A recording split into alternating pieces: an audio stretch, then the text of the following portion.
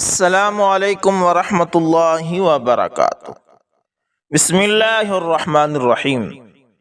امام احمد بن حنبل رحمۃ اللہ تعالی تعارف۔ دوستو، ریاضت و تقوی میں آپ رحمۃ اللہ تعالی کا مقام بہت بلند ہے۔ آپ ذہین اور ذکی ہونے کے ساتھ ساتھ مستجاب الدعوات بھی تھے۔ آپ کے معاصرین نے جو آپ کے اوپر بہتان باندھے ہیں، آپ کی ذات گرامی ان سے قطعاً مبرہ ہے۔ آپ کے صاحبزادے ایک مرتبہ یہ حدیث بیان کر رہے تھے، فی معنی الحدیث اخمر طین آدم بیدہ، یعنی اللہ جل جلالہ نے آدم کا خمیر اپنے ہاتھ سے گوندھا، اور حدیث بیان کرتے وقت آپ نے اپنا ہاتھ دراز کر دیا، لیکن امام احمد بن حنبل رحمۃ اللہ تعالی نے منع کرتے ہوئے فرمایا کہ جب ید اللہ کا مفہوم بیان کیا کرو تو ہاتھ دراز کر کے نہ سمجھایا کرو۔ امام صاحب نے بہت سے جلیل القدر بزرگوں سے شرف نیاز حاصل کیا تھا، اور بشر حافی کا تو قول یہ ہے کہ امام بن احمد حنبل رحمۃ اللہ تعالی مجھ سے بدرجہاں افضل ہیں، کیونکہ میں تو صرف اپنے ہی واسطے عقل حلال کی کوشش کرتا ہوں، لیکن وہ اپنے اہل و عیال کے لیے بھی عقل حلال حاصل کرتے ہیں۔ آپ رحمت اللہ تعالی پر معتزلہ کا ظلم۔ السری سختی رحمت اللہ تعالی کا قول ہے کہ معتزلہ نے امام احمد بن حنبل رحمت اللہ تعالی کے اوپر جتنی تانا زنی کی ہے، آپ رحمت اللہ تعالی موت کے وقت ان سے بالکل پاک تھے۔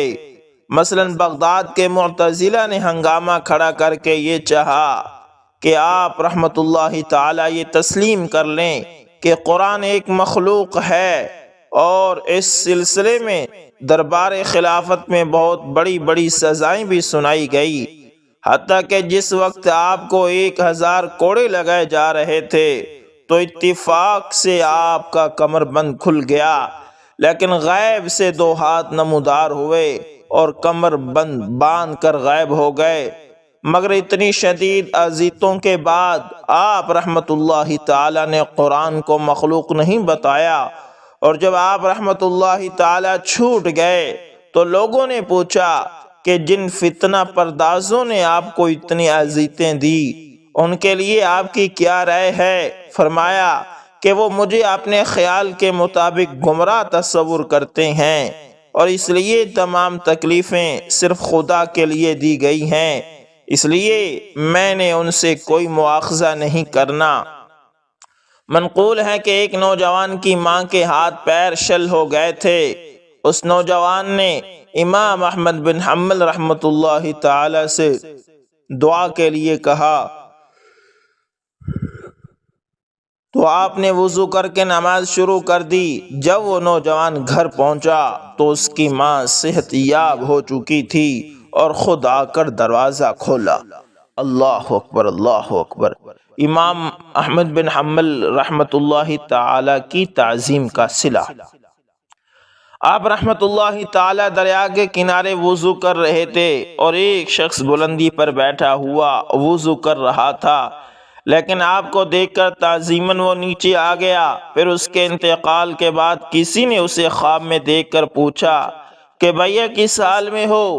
اس نے کہا کہ خدا تعالی محض اس تعظیم کی وجہ سے جو میں نے امام احمد بن حنبل رحمۃ اللہ تعالی کی وضو کرتے وقت کی تھی، اللہ تعالیٰ نے میری مغفرت فرما دی۔ دوستو، اس لیے علماء کرام کی عزت کیا کرو، ان کی تعظیم کیا کرو، کبھی بھی علماء کے بارے میں کچھ نہ بولا کرو، کیونکہ علماء انبیاء کے وارث ہیں۔ واقعات۔ امام احمد بن حنبل رحمۃ اللہ تعالی فرمایا کرتے تھے کہ میں جنگل میں راستہ بھول گیا، جب ایک اعرابی سے راستہ معلوم کیا تو وہ پھوٹ پھوٹ کر رونے لگا۔ مجھے خیال ہوا کہ یہ شاید فاقے سے ہے، اور جب میں نے کھانا دینا چاہا تو بہت ناراض ہو کر کہنے لگا کہ اے امام احمد بن حنبل، کیا تجھے خدا پر اعتماد نہیں جو خدا کی طرح مجھے کھانا دیتا ہے جبکہ تو خود گم کردہ رہا ہے؟ اللہ اکبر۔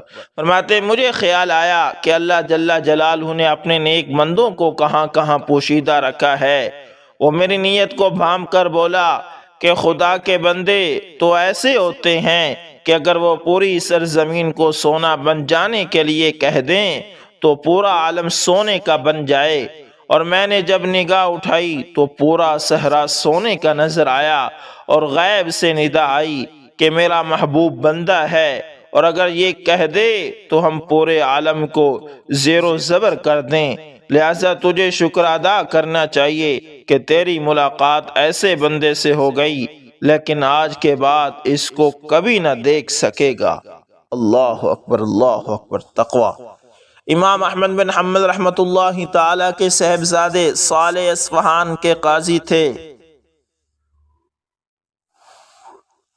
ایک مرتبہ امام احمد بن حنبل رحمۃ اللہ تعالی کے خادم نے حضرت صالح کے مطبخ میں سے خمیرے لے کر روٹی تیار کی، اور جب روٹی امام صاحب کے سامنے پہنچی تو امام صاحب نے پوچھا کہ روٹی اس قدر گداز کیوں ہے؟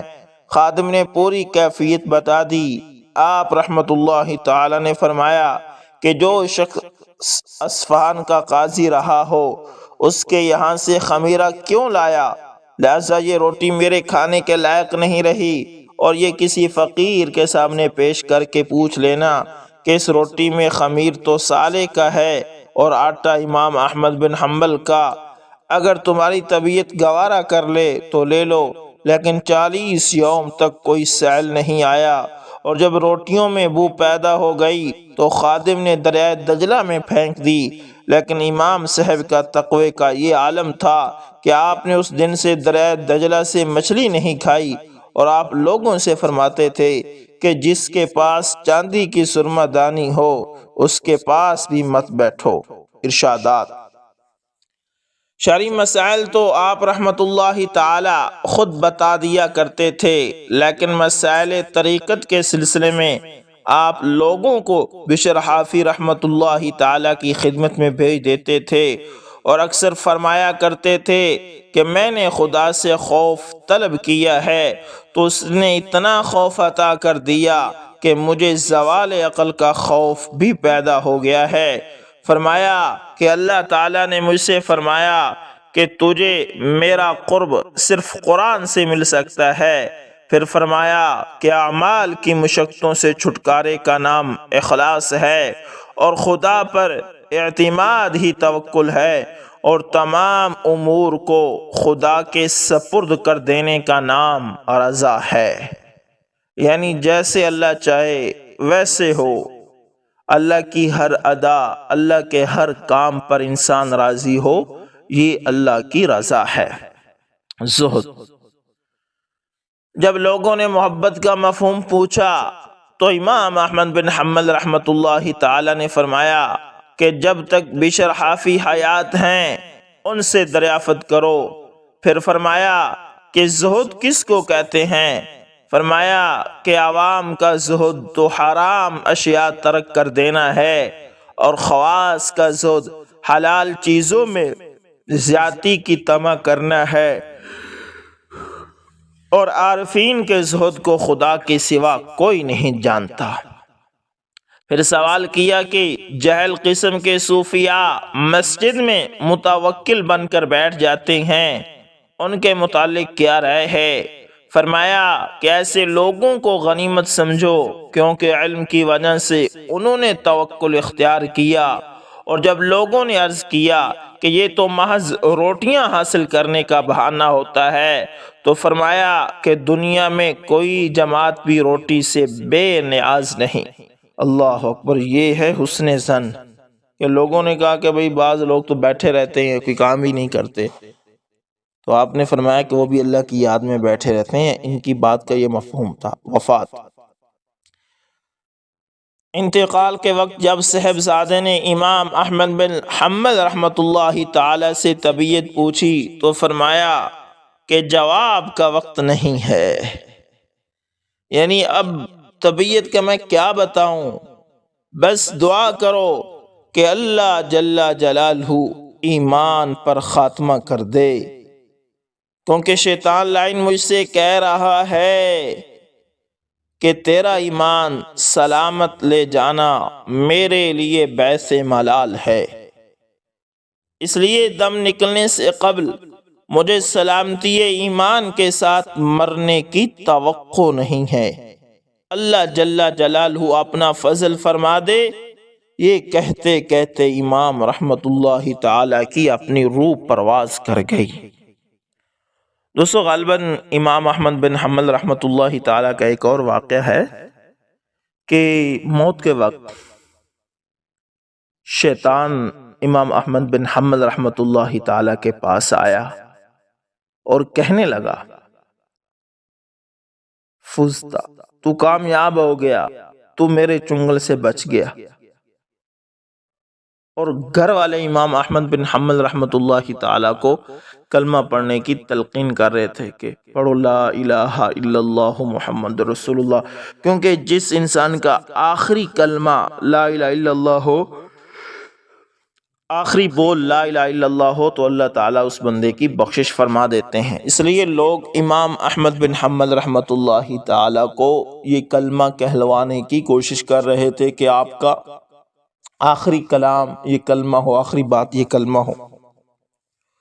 تو جب آپ سے یہ کلمے کا کہا گیا کہ آپ کلمہ پڑھیں، بار بار کہا گیا کہ آپ کلمہ پڑھیں، لا الہ الا اللہ پڑھیں، تو آپ فرماتے تھے کہ لا کا عربی میں ترجمہ یہ ہے، اردو میں ترجمہ یہ بنتا ہے لا کا نہیں۔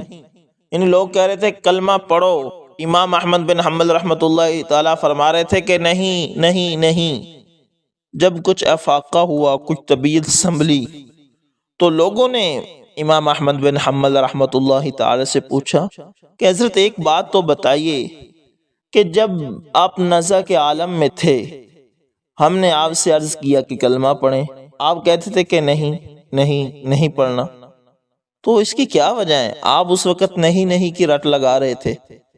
تو امام احمد بن حنبل رحمت اللہ تعالی نے فرمایا، دوستو سنو غور سے، فرمایا کہ اس وقت شیطان میرے پاس تھا، شیطان مجھے کہتا تھا کہ احمد بن حنبل تو کامیاب ہو گیا، تو بچ گیا، میرے چنگل سے نکل گیا، جنت میں چلا گیا۔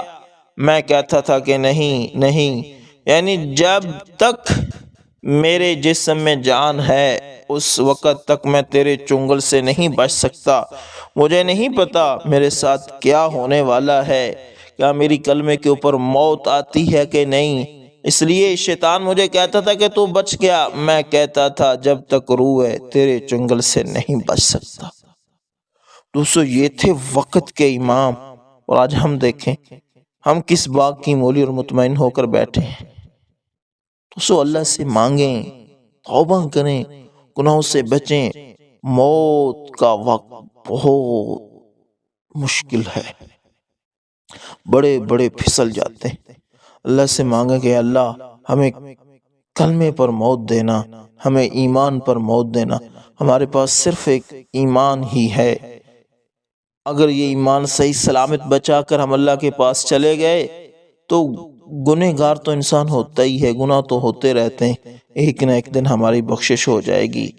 اور ہمارا یہ ایمان ہے کہ اللہ کے سوا کوئی معبود نہیں، اور محمد صلی اللہ علیہ وسلم اللہ کے آخری رسول ہیں، اور آپ صلی اللہ علیہ وسلم کے علاوہ جتنے بھی نبوت کا دعویٰ کر رہے ہیں یا کریں گے یہ سب جھوٹے ہیں، کذاب ہیں، اور سارے وہی مل کر کہیں مرزا قادیانی پر لعنت، بے شمار بے شمار قادیانی احمدیوں پر لعنت، بے شمار بے شمار۔